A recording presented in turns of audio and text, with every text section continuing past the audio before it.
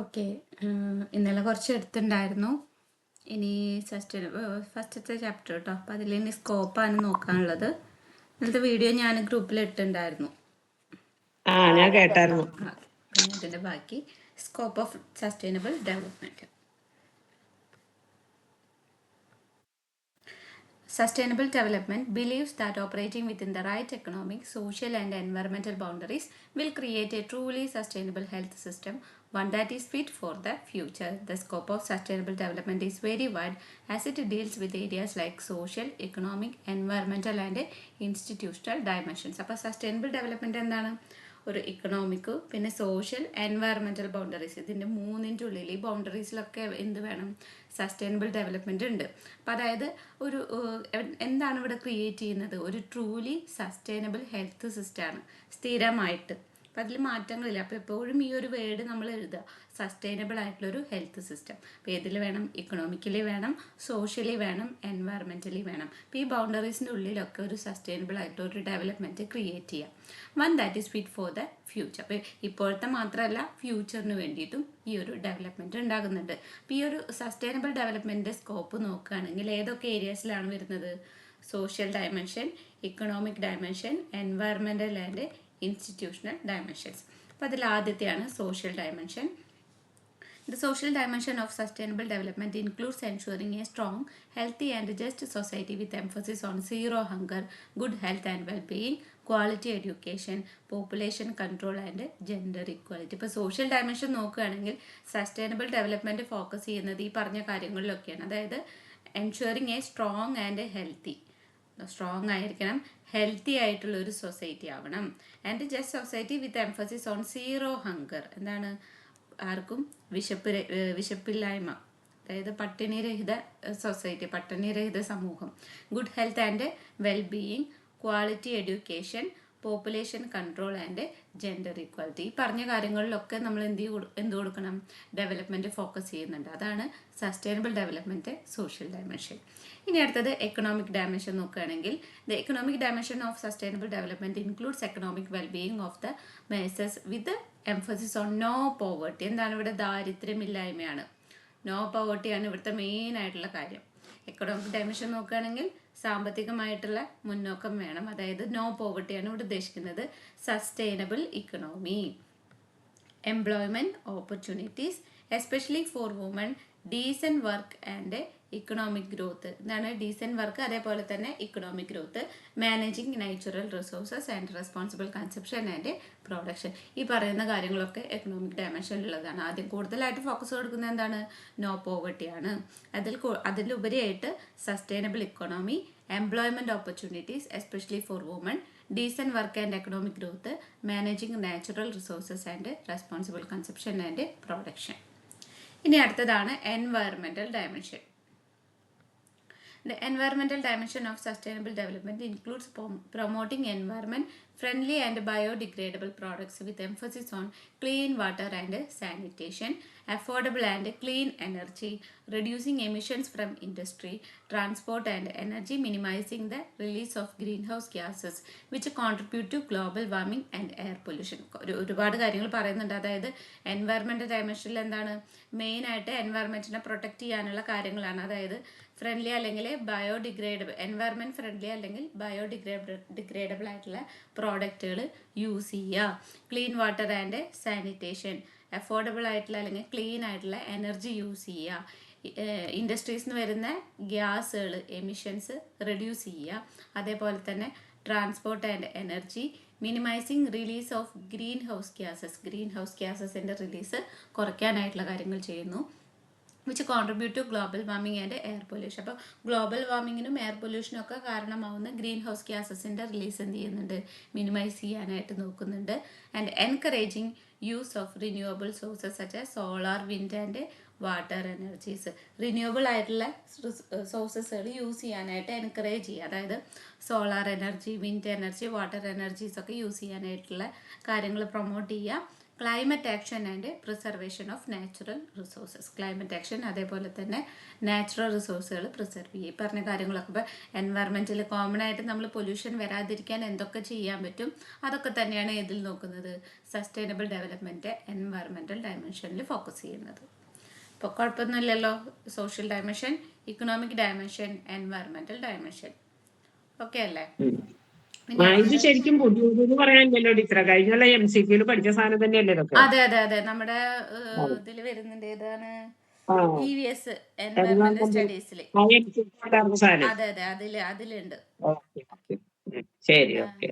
The institutional dimension of sustainable development includes industry, innovation and infrastructure. അപ്പോൾ institutional നോക്കുകയാണെങ്കിൽ എവിടെയാണ്?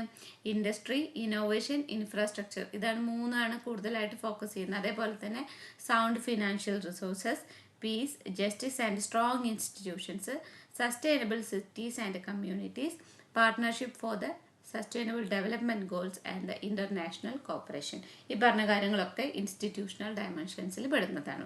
അപ്പോൾ ഇതിൽ SDGയുടെ യുണൈറ്റഡ് നേഷൻസിൻ്റെ കാര്യങ്ങൾ പറയുന്നുണ്ട്. അതായത് ആ ഒരു ഗോളിനെ പറ്റി അടുത്ത ചാപ്റ്ററിലാണ് കൂടുതലായിട്ടും പറയുന്നത്. അപ്പോൾ ഇതിൽ SDGs of the United Nations. The United Nations created a set of 17 distinct but interrelated goals to guide global development between 2015 and 2030.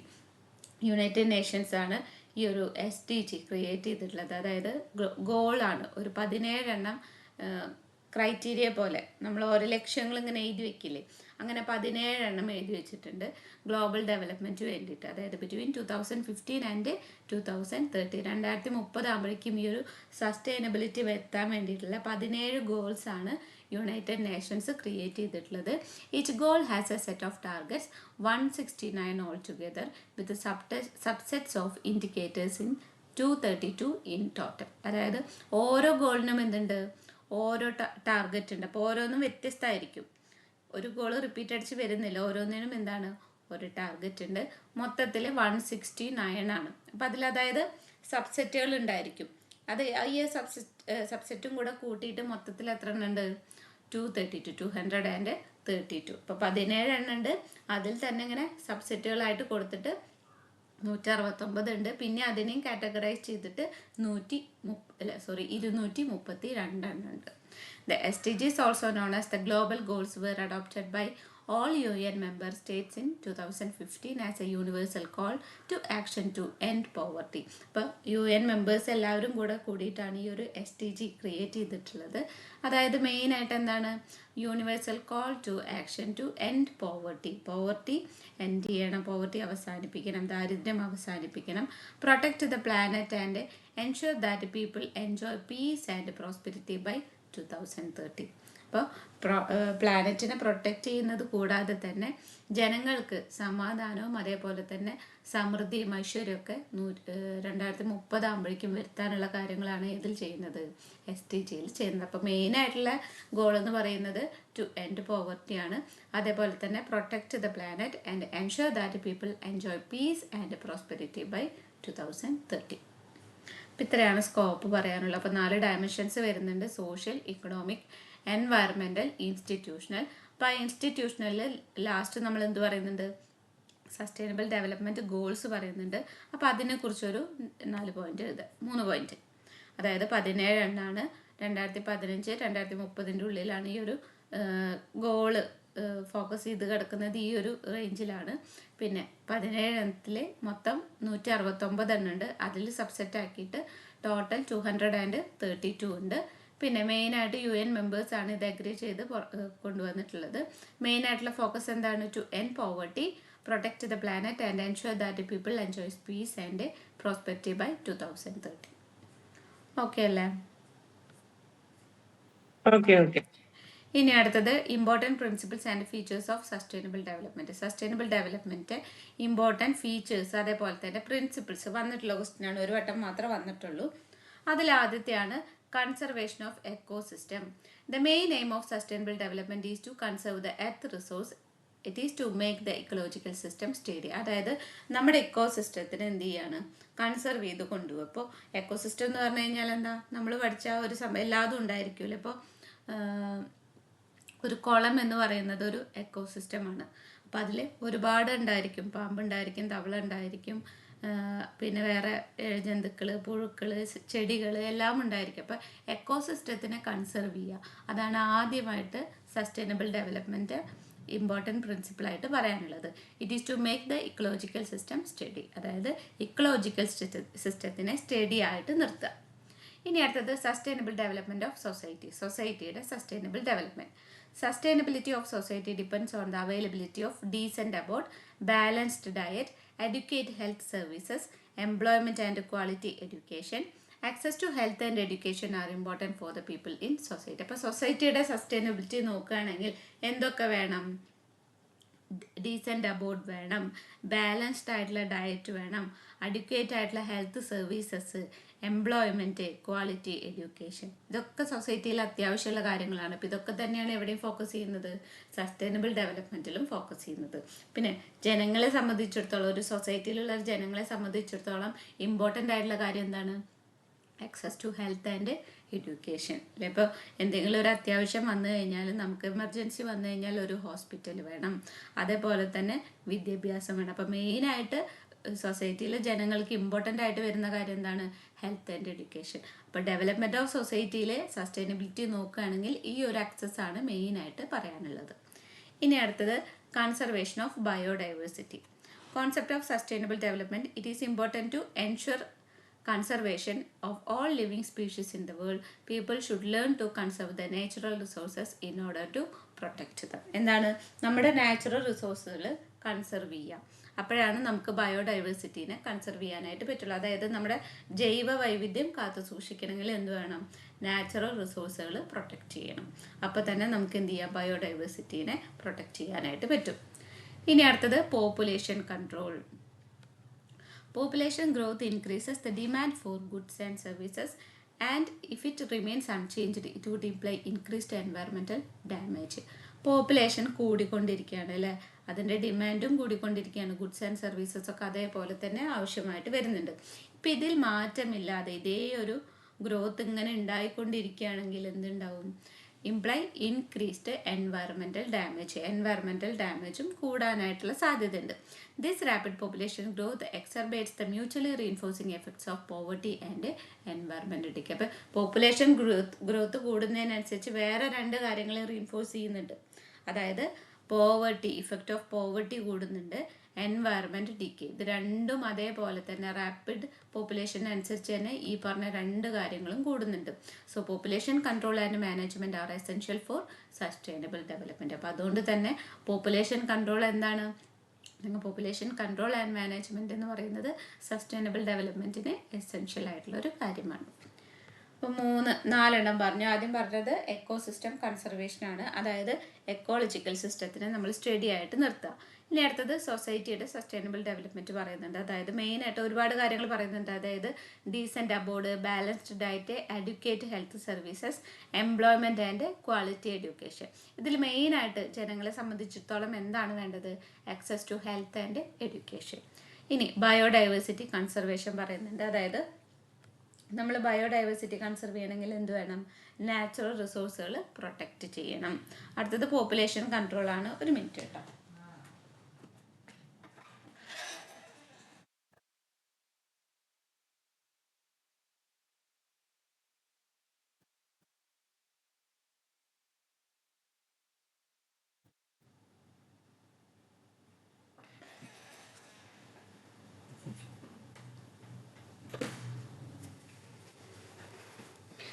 ഇനി പോപ്പുലേഷൻ കൺട്രോൾ പറഞ്ഞു. പോപ്പുലേഷൻ കൂടുന്നതിനനുസരിച്ച് തന്നെ എന്ത് വരുന്നുണ്ട്? എൻവയറമെൻറ്റൽ ഡാമേജ് ഇൻക്രീസ് ചെയ്യുന്നുണ്ട്. അപ്പോൾ അതിനെ റീഇൻഫോഴ്സ് ചെയ്യുന്ന, അതേപോലെ തന്നെ റീഇൻഫോഴ്സ് ചെയ്യുന്ന രണ്ട് കാര്യങ്ങളാണ് effects of poverty and environment decay. അപ്പോൾ ഈ ഒരു പോപ്പുലേഷൻ കൺട്രോൾ ആൻഡ് മാനേജ്മെൻറ്റ് എന്ന് പറയുന്നത് സസ്റ്റൈനബിൾ ഡെവലപ്മെൻറ്റിൽ ഇമ്പോർട്ടൻ്റ് ആയിട്ടുള്ള ഒരു കാര്യമാണ്. ഇത്ര ഓക്കെ ആണോ? ഇനി അടുത്തത് conservation of human resources. Human resources or HR is a big potential for sustainable development.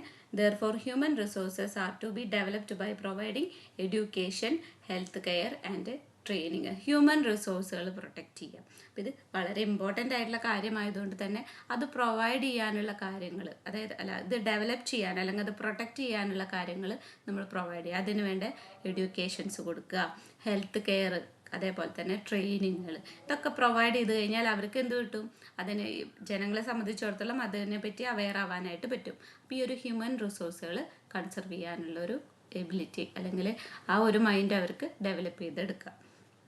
അടുത്തത് encouraging citizens participation. The sustainable development process will acquire a fuller meaning if the citizens participate fully in the implementation of sustainable development programmes. എന്താണ് citizen participation? ആ വാക്കിൽ തന്നെ ഉണ്ട്, എല്ലാവരെയും പങ്കെടുപ്പിക്കാനായിട്ട് നോക്കുക.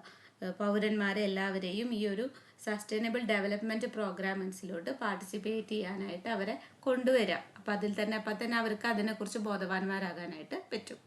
ഇനി അടുത്തത് promotion of international coordination and cooperation. More strategic international action is needed to protect biological diversity. എന്താണ് ഇൻ്റർനാഷണൽ ആക്ഷനാണ്. ഇപ്പോൾ ഒരു രാജ്യത്ത് മാത്രം അല്ലെങ്കിൽ ഒരു സൊസൈറ്റിയിൽ മാത്രം ഒതുക്കി നിർത്താതെ രാജ്യങ്ങൾക്കുള്ളിൽ, കൺട്രീസിൻ്റെ ഉള്ളിൽ ഈ ഒരു കാര്യത്തെ പറ്റിയിട്ടുള്ള അവയർനെസ് പ്രോഗ്രാമുകളൊക്കെ നടത്തുക. Solution to international environment issues must be based upon common principles and rules of collaboration among independent nations backed up by persuasion and negotiations.